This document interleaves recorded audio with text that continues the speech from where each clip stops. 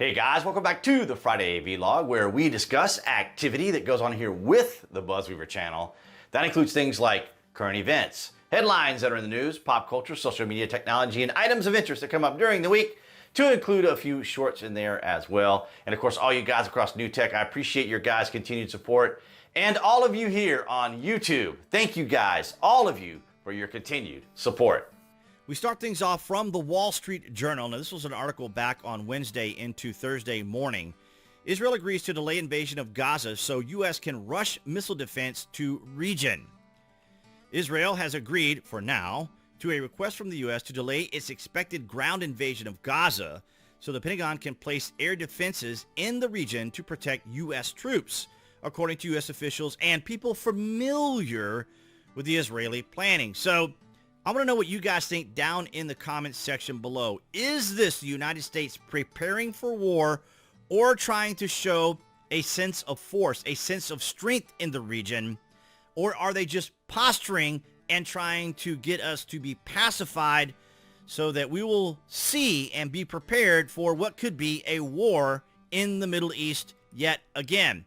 So from the Responsible Statecraft, tracking the U.S. military buildup today in the Middle East. An update accounting of the Pentagon's response to the Israeli-Gaza conflict so far. So as you guys know, the U.S. Has significantly increased its military presence in the Middle East in nearly 3 weeks after Hamas launched its attack against Israel, as you guys know.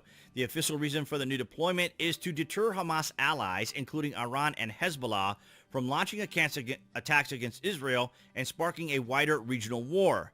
That logic will be put to the test in the coming days if Israel follows through on its planned ground invasion of Gaza, which is sure to face sharp condemnation throughout the Middle East. Of course it is, because as we know, Hamas likes to intermingle with the populace, with the people there, the civilians, and of course the Israelis are going to strike these areas where there's a concentration of these Hamas asset people, and obviously, unfortunately, I hope not too many civilians will die in those particular operations. So, from October the 26th, Thursday, as of this recording, 900 additional U.S. troops are headed to the Middle East under CENTCOM command, the Pentagon told Politico. These soldiers will operate the additional air defense equipment that the Defense Department has moved into the region in recent weeks. The report also noted that the U.S. is sending 2 more Iron Dome missile defense systems to Israel. So again, I ask you guys, what do you think the United States is preparing for here? They say they're there to set up these defenses to protect U.S. forces, which of course are in the region, but also obviously the perception, of course, is that it's there to protect Israel. But how easily could the United States simply say that we are provoked into a situation that will lead to a war when you have all these assets out there? And there's a lot here we have from October 24th. The Pentagon announced that the U.S. is sending an additional squadron of F-16 fighter jets to the Middle East to further enhance the ability of the U.S. forces to defend themselves. Interesting. To defend themselves. You know, it starts off with Israel and Gaza and Hamas. And now the United States has completely injected itself into all of this. The Department of Defense also noted that it has put a variety of units on prepared to deploy orders ahead of potential future movement of troops to the region. So there you have it. Look at the language they're using here. It's they're trying to slowly walk us into a potential war so that everyone is slowly prepared, because war doesn't just happen, instantly, right? I mean, of course, when we read the history books and we watch documentaries, everything seems to happen instantly as we see it. But we're talking about weeks and months of things that transpire to lead up to the actual war itself. And here we have from SEPA, huge U.S. naval force of Israel comes with cost. So former U.S. 6th Fleet Commander Admiral James Fogo and Dr. Stephen Willis of the Center for Marine Strategy detail the gathering U.S. naval deployment and warn of strains of the Navy, which is quite interesting. The U.S. Navy has assembled one of the greatest concentrations of power in the Eastern Mediterranean in 40 years, guys. 40 years since we've had this level of concentration of forces there. Any assumption that the large and growing U.S. naval force in the region is simply there as a demonstration of force or a deterrent, unlikely to be used, was dispelled on October 19th when the destroyer USS Kearney, which we covered, shot down cruise missiles and drones in the northern Red Sea. So there is a buildup.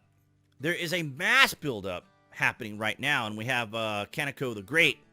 The Pentagon is deploying 2 carrier strike groups, 11 Burke-class destroyers, and a number of Ticonderoga-class cruisers, amphibious assault ships, THAAD and Patriot missile defense systems, multiple squadrons of fighter jets, strategic bombers, and undisclosed assets to the Middle East. Now, so we just read the variety of articles there, and then we have 𝐀𝐦𝐚𝐳𝐨 the Great breaking it all down for us here in this one tweet. The Pentagon expects Iran proxies to continue to target U.S. troops in the region and has already stated that they will respond decisively.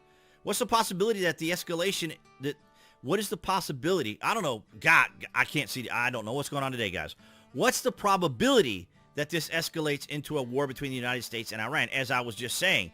Because we're talking about a massive show of force by the United States here, acting as a deterrent, as a posturing force there. And you got the IKE carrier strike group. You got the Baton ARG and 20 MEUs. You got the Ford carrier group. You got other ships in the area of responsibility but unassigned, and then you have the U.S. Coastal Guard cutters. I think that was a total of 27 ships when I counted them all together.